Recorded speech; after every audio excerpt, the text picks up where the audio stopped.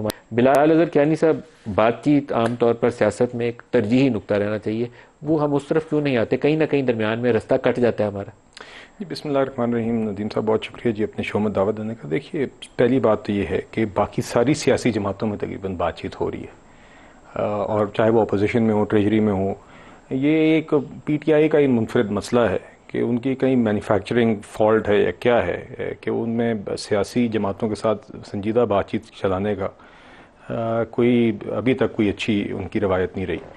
और हमने तो जी बार बार हाथ बढ़ाया है। अब और हम तो चाहते रहे हैं कि आपका जो भी किरदार है आप सियासी तरीके से करें, मगर आप देख लीजिए, चाहे वो मुज़ाकरात हों जिसकी मेज़ से वो उठ के गए, चाहे वो सिक्योरिटी ब्रीफिंग हो पार्लियामेंट में उसमें ना आना हो, चाहे वो फ़िलिस्तीन पर ऑल पार्टीज़ कॉन्फ्रेंस हो उसमें ना आना हो, ये चंद मिसालें हैं।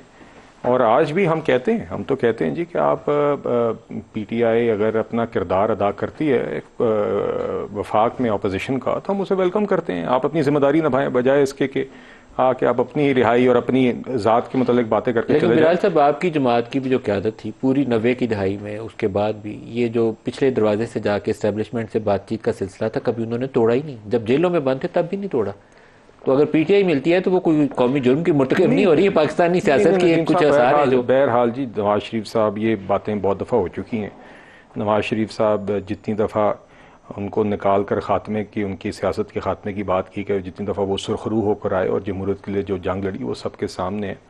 और मैं तो सिर्फ ये कह रहा हूँ आपसे कि पीटीआई जो है वो अपना किरदार कौमी असम्बली में, सेनेट में अपोजिशन का अदा करे, जो खैबर पख्तूनख्वा में उनका गवर्नेंस का किरदार है वो अदा करें, बजाय इसके कि सिर्फ अपनी ज़ात और अपनी जराइम के बाद रिहाई की बातें करें। हम जेल में जाते हैं तो जेल से भी बाहर आके यही बात करते हैं कि इसको अंदर जाने दिया, इसको ना जाने दिया, एक दूसरों पर इल्ज़ाम तराशी। हम चाहते हैं कौमी इशूज़ पर आकर ये बातचीत करें। जहाँ तक बात है दूसरी जो आपने बात की है जी, तो मेरे ख्याल से वो आज़म स्वाति साहब का बयान काफ़ी कंक्लूसिव है।